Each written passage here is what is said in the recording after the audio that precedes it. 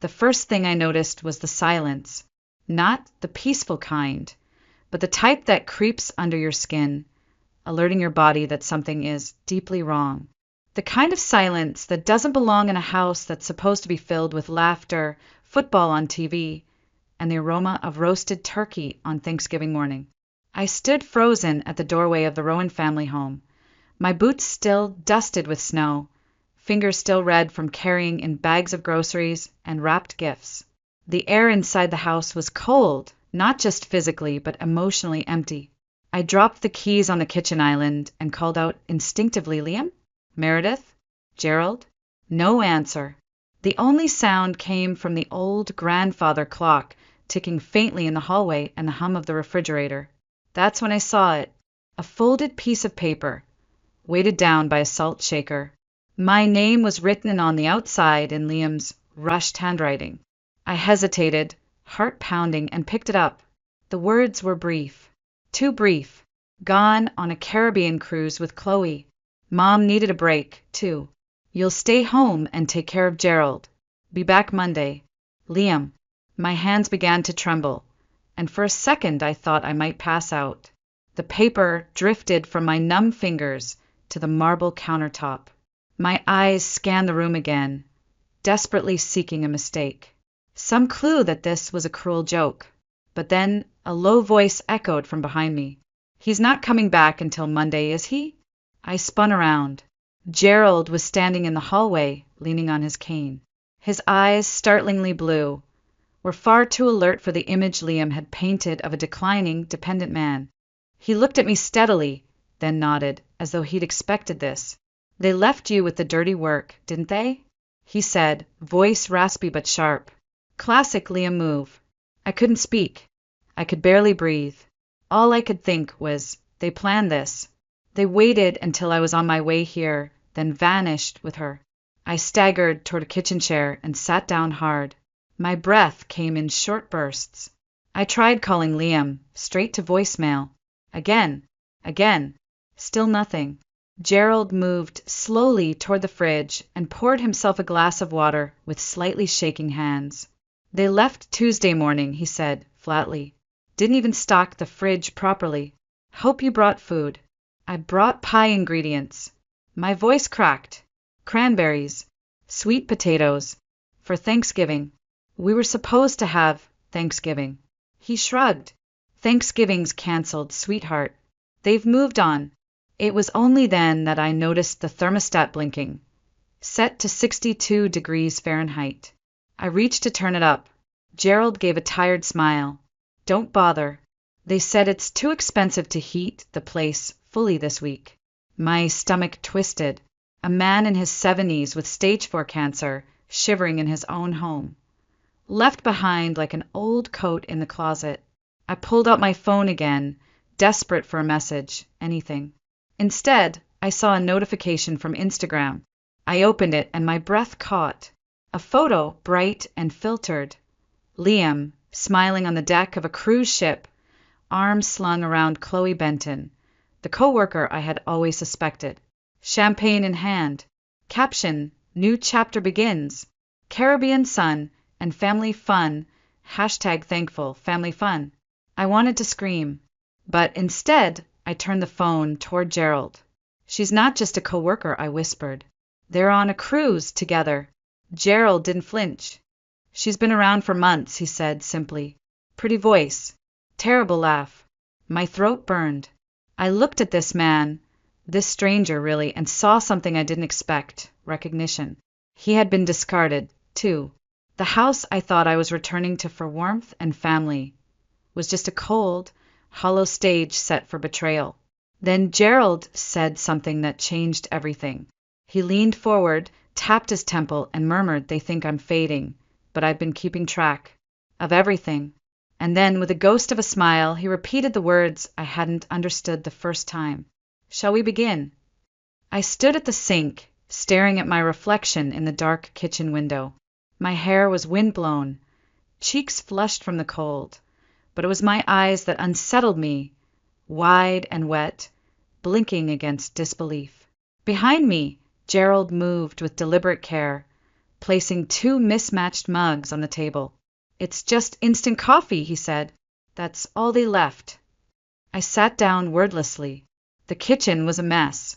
Empty takeout containers in the trash, mail piled up unopened, a sour smell lingering in the air.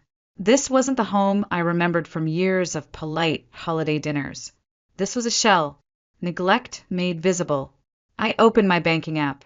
My thumb hesitated before logging in. It was almost like I already knew what I'd find. The account Liam and I had been saving in for years, for our future home, was nearly empty. A withdrawal for $5,200 had been made 3 days ago. The memo line said cruise deposit. My throat tightened as I turned the screen toward Gerald. "He took everything," I said hoarsely. "Everything we saved. It was for a house. He promised we'd start looking after the holidays." Gerald didn't blink. "He took from me, too," he said, voice calm in a way that made it hit harder. "They've been doing it for years. Small withdrawals, justified with excuses. It's for your care, Gerald. Meanwhile, I'm sitting in a cold house eating canned soup and delaying medications because they're out of budget." I looked at him, really looked, and noticed things I had missed before.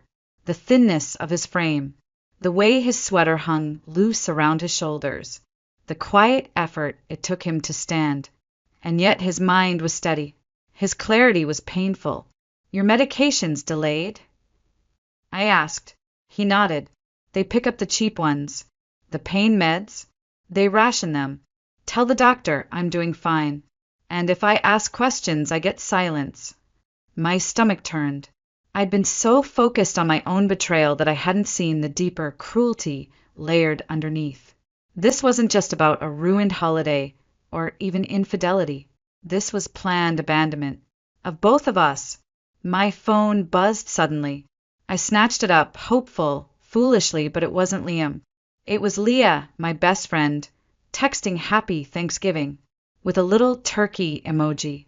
I stared at the screen, then quietly turned it face down. I couldn't explain any of this yet, not until I understood it myself. Gerald stood slowly and walked to a side drawer. He pulled out a small, leather-bound notebook and handed it to me. Inside were neat lines of handwriting, dates, dollar amounts, doctor's appointments that had been mysteriously canceled, and notes about medication skipped. "They think I don't notice," he said, "but I've been keeping track." I flipped through the pages, shocked by the precision. It wasn't just a man documenting care, it was a man building a case. "Why are you showing me this?" I asked, cautious, but my voice was softer now. "Because you've been wrong too," he said simply, "and because I don't have time. I've got months left, maybe less, but I don't intend to spend them watching Elaine and Liam toast their new life while we freeze in the dark." I stood motionless for a moment. Part of me still wanted to believe there had been some mistake, that maybe they'd come back, apologize, explain. But I knew better. I'd seen the champagne, the hashtags, the smiles that didn't include me. Gerald was right. "They left us behind," I whispered. "They did," he said. "But they forgot something," he pointed to the notebook. This is our beginning. You think they left you with a burden. They didn't. They left you with me." I looked down at the ledger again. Pages of numbers and names and cruelty written in pen. Something inside me, something slow-burning and unfamiliar, began to stir.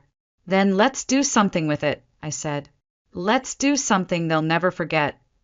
Gerald smiled. And this time, it wasn't tired or bitter. It was sharp. "You're not just a guest here anymore, Natalie," he said. "You're a witness. And maybe you'll be the one who finishes what I started." I stood in the grocery store, staring at the half-picked-over holiday aisle, surrounded by strangers scrambling to salvage their own Thanksgiving plans. My cart held only the barest essentials: a small turkey breast, a sack of potatoes, a few fresh herbs, and a frozen pie crust I didn't really want but couldn't leave behind. I moved like a ghost through the aisles, barely registering the jingles overhead or the warmth of the store after the cold house I had come from. My phone buzzed in my pocket again, and again I ignored it. I didn't need anyone else's happy Thanksgiving texts, not when I had just been abandoned by the man I married and the family that once pretended to accept me. When I returned to the house, Gerald was at the table, a folder of papers in front of him, the same kind he'd shown me earlier. "You're serious about this?" I said quietly, setting the groceries down. He looked up. "I don't start what I don't intend to finish." I unpacked the bag in silence, laying out the ingredients with care. There was something therapeutic about washing vegetables, chopping herbs, prepping the turkey. My hands knew what to do, even when my heart felt like it had been torn apart. The kitchen began to fill with the scents I had expected that morning: rosemary, garlic, melting butter, and for a moment it almost felt like a holiday again. As I stirred the mashed potatoes, Gerald cleared his throat. "You didn't have to do all this," he said. "Most people would have left." "I almost did," I replied, not turning around. But then I realized something. I didn't want to give them the satisfaction. He nodded slowly. "They think they've won, Natalie, that they've moved on, but they left the wrong people behind." I glanced at him. His eyes weren't just sharp, they were angry. Not with the kind of fire that burned fast and loud, but the deep, steady kind that smolders and waits. Dinner was ready by 4. We sat at the small wooden table in the corner of the kitchen. There was no fine china, no centerpiece, no wine. Just roasted turkey, creamy mashed potatoes, green beans with lemon zest, and silence. A silence that wasn't uncomfortable, but resolute. After a few bites, Gerald leaned back slightly, savoring a forkful of turkey. "Haven't had a home-cooked meal since spring," he said. "Liam brings fast food when he bothers to visit. His mother usually just orders takeout and complains about her back." "They said she needed a break," I muttered. Gerald gave a dry laugh. "She needed a break from pretending to care." We ate in silence for a while longer. The food wasn't extravagant, but it was warm, real. And maybe that was all either of us had wanted today, something real. When the dishes were done and the leftovers packed away, I sat down across from him again. "Tell me more," I said, "about what they've done.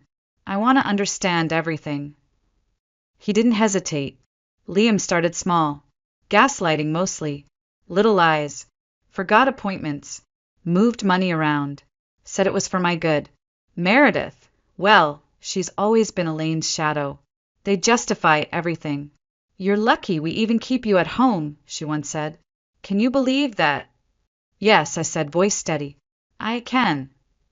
Gerald's mouth tightened. "It's not just neglect. It's theft. Manipulation. They've been setting the stage for this for years. Making me seem weaker than I am. Telling people I'm confused. That I forget things." "Do you?" I asked. He looked at me directly. "Sometimes. But not what matters." I believed him. Later, as the evening light faded into blue-gray shadows, Gerald handed me another folder. Inside were bank statements, medication records, and a printout of emails Elaine had sent on his behalf without his consent. "I need someone sharp," he said. "Someone who can organize this, make it undeniable." "I'm a designer," I replied. "I've built case decks for corporate lawsuits. I know how to tell a story." "Good," he said, "because that's exactly what we're about to do." He pushed a worn manila envelope across the table. On the front, written in blocky capital letters, was a single word: "Will." I didn't open it. Not yet. Instead, I looked at him and said, "If we do this, we do it all the way." Gerald's lips curled into something that was almost a smile. "That's what I was hoping you'd say." Outside, the night settled thick and quiet over Boulder. Inside, the heat finally clicked on, set not to 62 degrees, but 74 degrees. Not just for comfort, but because for the first time all day, we weren't surviving. We were preparing. The next morning, the sunlight filtered through the kitchen window like nothing had changed, but I had. I'd slept on the couch, blanket pulled up to my chin, mind spinning all night. By the time I opened my eyes, Gerald was already at the table, wrapped in a knit cardigan, sipping lukewarm coffee. In front of him lay a thick folder marked medical. "I figured we should get this part over with," he said without looking up. "If we're going to do this, you need to know everything." He slid the folder toward me. Inside were test results, scans, a specialist letter. Words jumped off the page. Pancreatic adenocarcinoma, stage 4, palliative care only, life expectancy 2-3 months. My throat tightened. I'd known he was sick, but this? "You've known this long?" I asked, voice barely above a whisper. 3 months, he replied. And they knew. Liam and Elaine were there when the doctor told me. 2 days later, they started planning that cruise. I pressed my hands against the table, steadying myself. "And they just left you?" "They didn't just leave," Gerald said. "They adjusted, cut my medications, lowered the heat, started asking about my will." I stared at him. "That's abuse. It's not just cold, it's criminal." Gerald nodded. "That's why I've been keeping receipts. And why I called my lawyer the moment the cruise tickets were booked." He stood slowly, motioned for me to follow him into a small back room.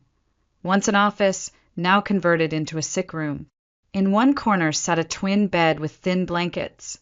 In the other, a hospital bed, still wrapped in plastic. "I refused to use it," he said. "They pushed for hospice, wanted me bedridden. Easier to ignore that way." From a locked drawer in his desk, he pulled out another folder. Bank statements, emails, voice memos, photos of neglected prescriptions. And at the bottom, a single deed to the house. "They think they're inheriting this," Gerald said. "But I've had this home under a trust since before Elaine even moved in. It's not theirs." My eyes widened. "Does Liam know?" "He suspects I have something squirreled away, but he doesn't know I've been documenting everything." He walked back to the kitchen slowly, his breathing heavier than it had been yesterday. I followed, carrying the folders like sacred evidence. "You're tired," I said. "There's no time to rest," he replied. "Not if we want this to mean something." I called Leah, finally, and asked if she could help discreetly. She worked in social services and had friends in elder advocacy. Within hours, I had numbers, names, even a contact at a nonprofit focused on elder financial abuse. She'd seen too many cases like this, but rarely this well documented. Around 1 p.m., Patricia Winters arrived, Gerald's attorney, tall, severe, and dressed in charcoal despite the warmth of the day. Her sharp green eyes scanned me from head to toe. "So you're the wife they abandoned," she said, without a trace of judgment. "Yes," I said, steady. "And I'm not going anywhere." Patricia nodded once. "Good." She laid out a precise legal plan. A new will, asset transfers into restricted trusts, medical power of attorney, and letters to be signed before a notary. Gerald signed each with a trembling hand, pausing only to ask that certain charities be added to the trust. "Elder abuse prevention," he said. "Something real." When it was done, Patricia looked at me. "We'll need evidence of his condition. The family may contest everything." "I can stage it," I replied. "Photos, documentation. I studied visual storytelling. I'll make it real." Gerald looked at me with an expression I hadn't seen before. Something close to awe. "They thought they left me with weakness," he murmured. "But they left me with you."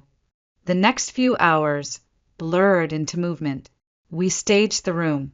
Oxygen tank, saline drips for lines, all non-functional, all for show. I used makeup from my college theater days to hollow Gerald's face, accentuate his eyes. He looked devastatingly ill. I took photos. Him in bed, me slumped beside him, hospital sheets pulled taut. The lighting was dim, the effect haunting. Every image told a story of suffering and abandonment. "Who gets these first?"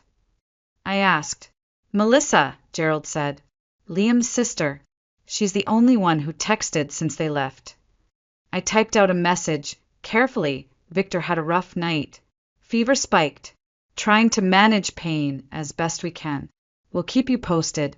Attached a photo of him pale and shivering. Her reply came in minutes. Oh no. Poor Uncle Victor. I'll tell Liam. I think. Gerald smiled faintly. Hook set. Outside, the wind picked up. Leaves danced in spirals down the driveway. Inside, in the glow of a staged hospice room and the quiet click of legal documents, a new kind of holiday was taking shape, not of gratitude, but of reckoning. We weren't just waiting anymore. We were preparing to be heard. By Saturday morning, the house had transformed. What was once a space of quiet resentment and neglect now resembled a hospice care unit. Grim, sterile, staged with meticulous care. Gerald lay in bed wearing a nasal cannula hooked up to a non-functional oxygen tank. His complexion had been made sallow by gentle makeup tricks, and I'd dampened his hair to give him the sheen of fever. But the eyes stayed sharp. He was not dying yet. Not really, but we were going to make them believe he was. You ready for your close-up? I asked lightly, lifting my phone. More than ever, Gerald replied. Let's show them what they left behind.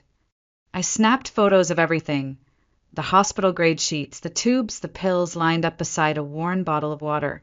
In each image, Gerald looked thinner, weaker, nearly translucent under the low light. Then came photos of me, eyes red, face blotchy, curled up in a chair beside the bed in an oversized cardigan, looking utterly exhausted. I set up a shot of me spoon-feeding him applesauce, his hand trembling in mine.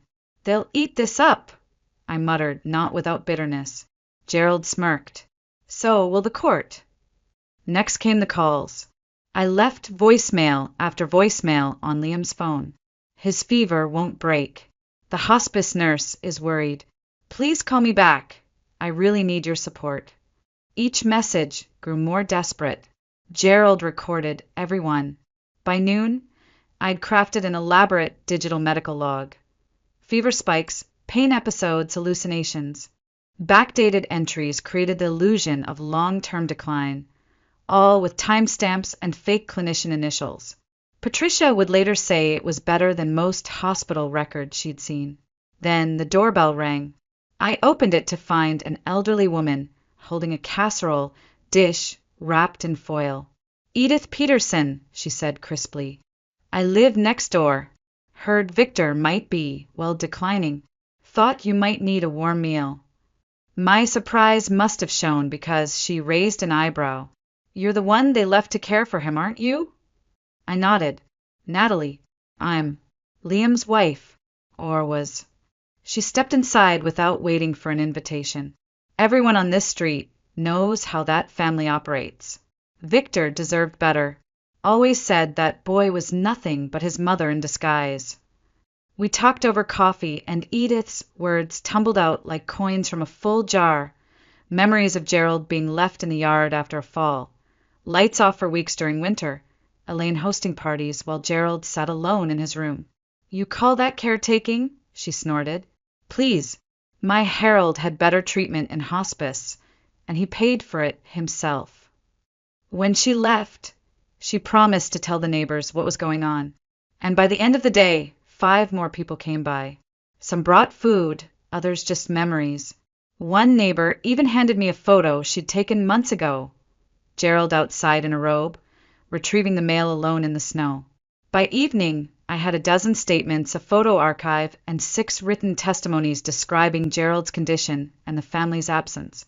One elderly neighbor wept as she told me how she once heard Gerald coughing for hours in the night and no one came. That night, as I placed a warm blanket over him, Gerald whispered, Do you see what you've done in 2 days, Natalie? I looked at him, confused. You made me visible, he said. I didn't respond right away. I just stood there, the weight of it all pressing against my chest. Later, as I tucked the statements and photos into neatly labeled folders, I realized what this had become. It wasn't just a plan. It was a prosecution. And when Liam and Elaine walked through that door, expecting to find a dying man and a grateful wife still clinging to scraps of love, they'd find something else entirely. They'd find the evidence of everything they thought would be buried. Sunday morning dawned with a strange stillness in the air, the kind that usually comes before a storm. I brewed coffee, quietly, while Gerald rested in his chair by the window, wrapped in a blanket, but eyes alert, focused. Today was the day we'd close the last loops, the final pieces of legal defense, and the last bait we needed to set the trap. By 9 a.m., Patricia returned, dressed in slate gray with a thick leather folder in hand. "We have 2 hours," she said calmly. "The notary's on his way." Gerald nodded, determined. "Then we get it done before I fall apart." We moved into the study. The oxygen tank, though fake, wheezed faintly in the background. Patricia laid out the revised estate documents, the full asset transfer to me as trustee, the disinheritance clauses for Liam and Elaine, the legally binding allocations to elder abuse organizations, and a final letter of intent. "You're sure about all of this?" Patricia asked as the notary arrived. Gerald took a moment, breathing slowly. "I've never been more sure of anything." They made their choices. Now I'm making mine. He signed with a slightly shaking hand. The notary, a kind man named Thomas, notarized every page without comment. When it was done, Patricia turned to me. "It's ironclad," she said. "Even if they try to fight it, the evidence is overwhelming. They'd lose everything in court, and then some." As if on cue, Gerald's phone buzzed. A video call from Melissa. He looked at me. "Showtime." I prepped the room, the bed with its clinical staging, the drawn curtains, the tray of untouched meds. I mussed my hair, dabbed redness around my eyes, and coached Gerald one last time. Shallow breathing. Small answers. No eye contact until the end. I answered the call. Melissa's face appeared, sun-kissed and relaxed, until she saw mine. Oh my God, Natalie, you look awful." "Thanks," I said flatly. "It's been a hard few days." I angled the camera toward Gerald, who lay with an oxygen cannula under his nose, eyes half-lidded, mouth slightly parted. He murmured weakly, "Melissa?" She leaned closer to her screen. "Uncle Victor? It's me. We're coming home tomorrow. Are you okay? Do you want me to call Liam?" I kept my voice neutral. It might be good if they came early. "We're not sure how long." Melissa hesitated. "I'll talk to Mom.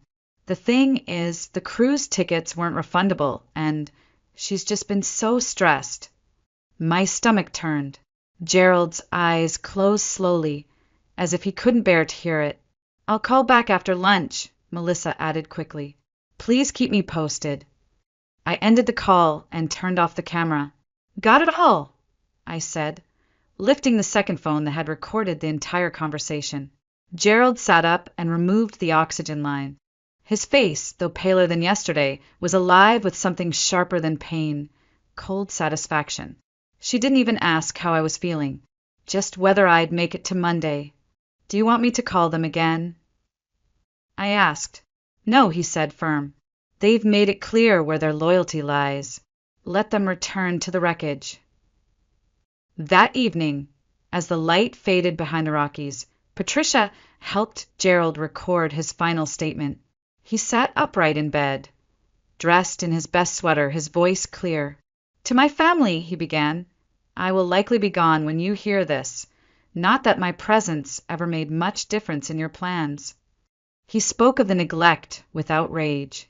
Just facts. Missed medications. Conversations about his death as if it were a transaction. Isolation. Manipulation. Theft. The greatest pain, he said, is not death. It's discovering that those you loved most considered you disposable. Patricia, standing beside the camera, blinked rapidly but didn't interrupt. When the recording ended, Gerald looked at me. "Do you think they'll watch it?" "Oh, they'll watch it," I replied. "They just won't be able to unsee it." And we weren't done yet. There was still the letter, the one that would be read after. It happened quietly, sometime after midnight. I had fallen asleep in the chair next to Gerald's bed, still dressed in black, with Raymond Chandler's The Big Sleep open on my lap. The room was lit only by the soft glow of a bedside lamp. I don't know what stirred me, a shift in the air, maybe, but when I opened my eyes, I knew. Gerald's chest had stilled. His hand, always so firm even in weakness, now rested like paper over the blanket. I placed my hand over his. It was cool. No last words. No dramatic sigh. He'd simply let go. Tears came, quiet at first, then with a grief deeper than I had expected. For days, that's all we'd had. And yet in those days, he'd seen more of me than Liam ever had in 6 years of marriage. In those days, he had given me more trust than anyone in my family. More than that, he'd made me believe in my own strength again. By 3 a.m., Diane, the hospice nurse, had arrived. She confirmed what I already knew and helped arrange for a private mortuary to collect the body. He looks peaceful, she said softly, like someone who got the last word. He had. By 6 a.m., I'd made the necessary calls. Patricia, the funeral home, the florist that agreed to take a last-minute order. The service was held at 9 a.m. that same Monday morning under a gray Denver sky at a small chapel not far from the house. It was modest. No choir, no procession, no elaborate readings. Just those who had mattered in the last chapter of Gerald's life. Edith and her husband Harold, a retired banker named Miles who'd worked with Gerald for 20 years, Patricia, Thomas the notary, and me. I read a short eulogy. Nothing grand, just the truth. He was seen and he was heard, and in the end he was believed. After the service, we returned to the house. I changed into a fresh black dress, tied my hair back, and began the final preparation. I placed Gerald's letter in a cream-colored envelope and leaned it against a framed photo of him, alone, smiling gently on the porch in the spring light. Around it, I arranged the evidence files, folders labeled neglect, financial abuse, medical discrepancies, and voicemail transcripts. Nearby sat a flash drive containing his video testimony. The house had been staged with cold precision. On the television, paused and ready to play, was the video recording Gerald made the day before he died. In the dining room, I laid out the cruise photos printed in large, glossy format. Liam and Elaine in swimsuits, raising champagne glasses, all time-stamped during Gerald's final days. Everything they ignored was now documented. Everything they thought they buried was about to speak. At exactly 11:03 a.m., I heard car doors slam outside. Voices laughing, bags rustling. Liam and Elaine were home. The door burst open. "Honey, we're home." Liam called cheerfully, sunglasses still on, his arms full of duty-free bags. Elaine followed, dragging a designer suitcase across the tile, and behind them came Melissa, her tan lines sharp, her hair still damp from the ship's spa. And then Hannah, the work colleague. She stepped into the foyer with a wary glance, clutching a souvenir mug that said Sun, Sea, and Second Chances. Their voices, so loud, so full of vacation glow, cut through the silence like a blade, until they saw me, standing by the mantel in a black dress, arms crossed, eyes steady, mouth silent. Liam froze. Natalie. His gaze flicked around the room. "Where's Gerald? Is he napping?" Elaine stepped forward. "Why are you dressed like that? What's going on?" I didn't raise my voice. I didn't need to. Gerald passed away Saturday night. The sound of souvenir bags hitting the floor was oddly satisfying. Elaine's expression twisted. "You're joking." "No," I said. I held his hand as he slipped away, quietly, peacefully, while you were toasting piña coladas. Melissa went pale. "I told you he looked really bad. I told you. You knew." Elaine snapped. "I sent the message." Melissa cried. "She said he was deteriorating. Why didn't you listen?" "Brady, no, Liam, tried to step closer to me." "Wait, you didn't wait for us? You held a funeral without his family." I looked him dead in the eye. His family was invited. You just never answered the phone. I turned slowly, picked up the envelope from the mantel, and handed it to Elaine. "He left this for you. You might want to sit down." They filed into the living room like ghosts at their own funeral. No one dared take Gerald's rocking chair. It stood like an accusation.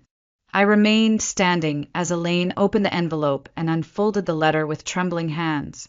I watched their faces. I wanted to see it happen in real time. The shame, the disbelief, the dawning horror. Gerald's words, written in his precise hand, cut like razors without ever needing to shout. You left me cold, forgotten, like an expired bill you didn't feel like paying anymore. I heard you say you were just waiting for the inheritance. Natalie, who barely knew me, showed more compassion in 4 days than you did in 4 years. Melissa burst into tears. Elaine clutched her pearls like they might stop the truth from sinking in. But it was Liam who flinched the hardest when I pressed play on the video. Gerald's face filled the television screen, pale, lucid, steady. To my stepson Liam, who learned apathy from his mother and cowardice from the mirror, Gerald said, voice calm as glass. You stole from me. You lied to me. And you left me to die alone. Except I wasn't alone. She was here. Elaine rose to her feet, furious. This is a setup. He was confused. This is elder abuse, manipulation. Actually, I said, motioning to the hallway, we have witnesses. The doorbell rang. Right on cue. Patricia stepped in, Thomas, the notary, behind her. Calm, precise, impeccably documented. As executor of Gerald Harmon's estate, Patricia announced, placing her briefcase on the coffee table, I'm here to formally notify the heirs of the contents of his final will. Liam stood up, trying to regain composure. Let's get to it, then. I'm sure this can all be settled. Indeed, Patricia cut in. The entire estate, including liquid assets, investment accounts, and the deed to this home, has been left to Natalie Mitchell. Elaine's scream was a mixture of rage and disbelief. What? She's not even family.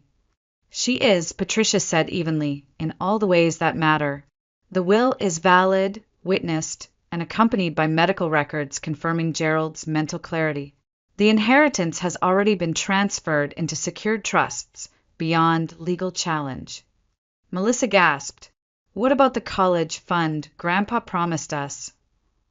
Patricia didn't flinch. That fund was given to Liam to establish years ago. It was never opened. The money is gone. Melissa turned slowly to her brother. You stole it. Liam didn't answer. He didn't need to. Elaine turned on me, face twisted with fury. You manipulated him. You took advantage of a dying man. No, I said, stepping forward, voice low and firm. You abandoned a dying man. I just gave him someone to trust. Then I opened the door, letting the morning light pour in behind me. I pulled my suitcase to the threshold, placed my wedding ring on the console table, and dropped the keys beside it. You get nothing, I said quietly. Not the money. Not the house. Not me. Liam stumbled forward. Natalie, please. We can fix this. I made a mistake. I didn't even look back. You didn't just make a mistake. You made your choice. And so did he. As I stepped into the sun, I could still hear Elaine's wail inside, a sound no designer scarf could smother. The house that once held their future now held only the proof of their failure. And as for me, I walked away without fear, without debt, without shame, only the peace of knowing I had helped someone find dignity in their final days. And in doing so, I found mine too.